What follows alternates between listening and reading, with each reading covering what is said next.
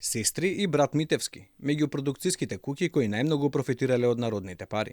Агенцијата за филм, која е под сериозно сомнение дека незаконски делела пари од буџетот, на оваа продукцијска куќа досега има инкасирано фрапантни 164 милиони денари, односно повеќе од 2,5 милиони евра.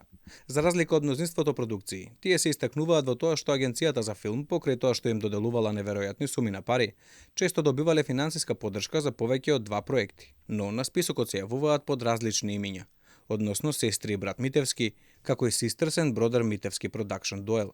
Продукцијата е формирана во 2001 година и е регистрирана во Скопје, иако според информациите на ТВ Алфа, Лабина, Теона и Вук Митевски се во Македонија само кога земаат пари од буџетот, бидејќи се преселени во странство. Во нивната семејна продукција очигледно има работа за сите тројца.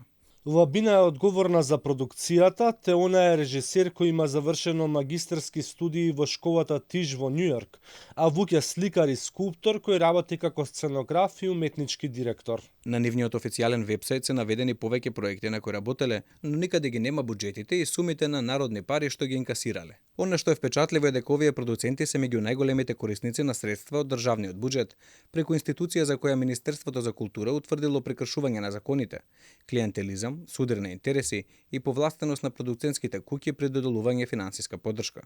Ревизијата што ја направи Министерството за култура покажува дека на списокот финансирани проекти постојано се повторуваат истите имиња на продуценти, режисери и сценаристи.